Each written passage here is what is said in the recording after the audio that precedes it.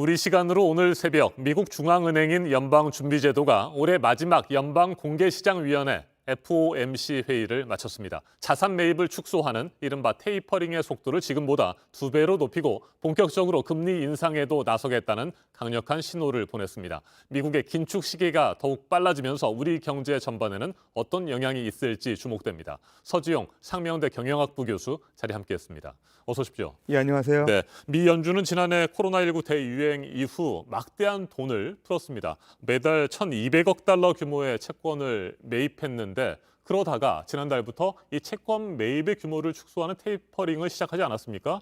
오늘 테이퍼링의 속도를 2배로 높이기로 했는데 이건 어떻게 평가하세요? 예, 당초 시장에서 전망했던 그 어떤 예상치대로 진행이 됐다고 봅니다. 그래서 연준 의장이 구체적으로 이제 1,200억 불씩 매월 그 채권 매입하는 거를 이제 기존에는 11월 달부터 150억 불씩 이렇게 축소해 오던 것을 내년 1월부터 300억 불로 이제 2배 늘리겠다 이런 얘기를 했습니다. 그러면서 이제 금리 인상에 대해서는 이제 이번 회의에서는 동결을 했고요. 내년 1월부터 테이퍼링 속도가 좀 빨라지고 그렇게 되면은 이제 3월경에는 이제 테이퍼링이 이제 종료되는 걸로 예상할 수 있고 금리 인상 시기에 대해서는 구체적으로 언급하지 않았는데 그 연준 의원들 18명이 이제 그 점도표라는 거 금리 예상이 어떻게 되는지를 이제 본인의 의견을 표로 이제 작성을 하는데 거기에 보게 되면 18명 중에 12명이 내년도 금리 인상 3회 이상을 이제 3회를 이제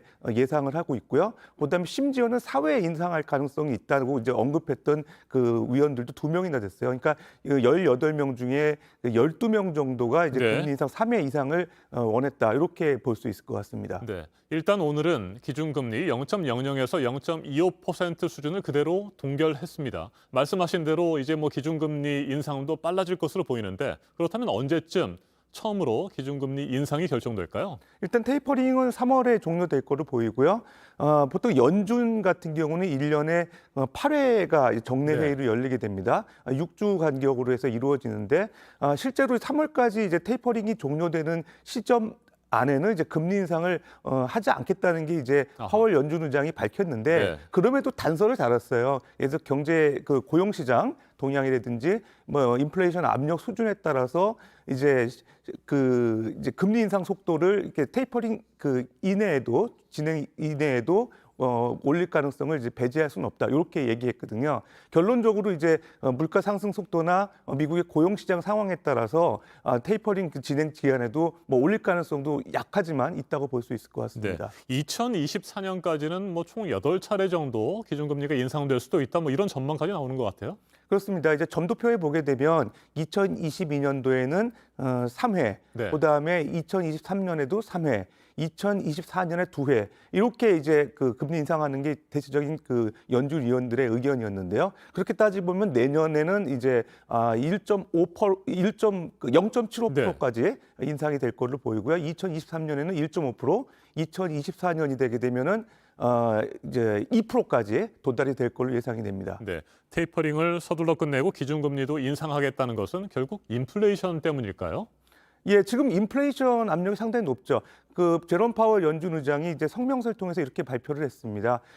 최근에 이제 팬데믹과 경제 재개에 따른 수급 불균형이 인플레이션 레벨을 높이는 데 기여하고 있다. 이렇게 얘기를 했습니다. 그러니까 인플레이션 압력이 상당히 높죠. 실제로 보게 되면 최근에 이제 그 개인 소비 지출 물가 상승률 같은 경우에는 지금 그 4.2% 정도로 이제 나오고 있거든요. 우리가 보통 이제 소비자 물가 지수 상승률 CPI를 기준으로 하면 6.8%, 40년 만에 최고라고 하는데 미국 연준에서는 그 PCE 지수를 가지고 이제 그 연준의 통화 정책 기준으로 쓰고 있어요. 네. 그래서 그 지표를 보게 되면 4% 이상, 연준이 이제 평균 물가 목표제를 이제 9월부터 도입해가지고 2% 정도를 지금 고려하고 있는데 2배 정도 높은 수준이기 때문에 상당히 이제 물가 수준으로만 보게 되면 그 금리 인상에 대한 그 명분은 충분하다고 보고요. 다만 이제 경제가 완전 고용을 향해서 그 방향으로 나아가고 있다. 이렇게 언급을 했거든요. 미국 연준 같은 경우는 물가 상승 도 고려하지만 또 그 고용 문제에 대해서도 함께 이제 고려를 하기 때문에 두 가지 그 잣대를 가지고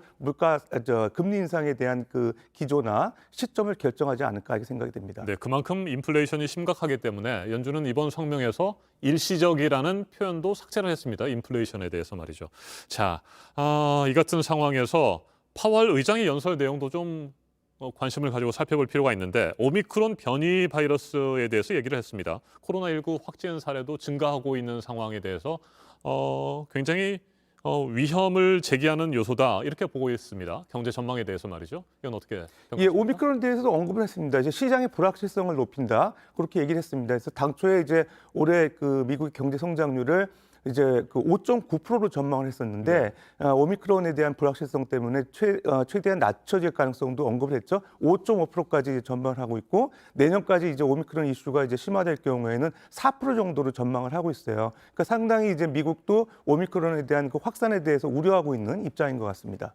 네, 오늘 새벽 뉴욕 증시의 3대 지수는 일제히 상승 마감했습니다. 네, 이건 어떤 그 평가를 내렸다고 봐야 됩니까, 시장에? 예, 당초에 어제 그 연준이 이제 테이퍼링 속도를 빨리 하고 금리 인상 그런 그 시점을 좀 앞당기지 않나 하는 네. 우려 속에 미국 그 뉴욕 증시 같은 경우는 하락을 했었거든요. 근데 오늘 보게 되면 시장 전망대로 그런 그 연준의 어떤 그 연준의 어떤 결정이 발표된 이후에 오히려 불확실성이 거쳤다는 측면에서 미국 3대 증시가 다 올랐습니다. 그래서 뭐 다우지수, S&P, 나스닥 다 1%에서 2%대까지 상승을 했고 특히 나스닥 같은 경우 2% 이상 상승을 하면서 상당히 이제 시장의 어떤 FOMC 그 결정이 훈풍으로 작용하는 결과를 보여주고 있고요.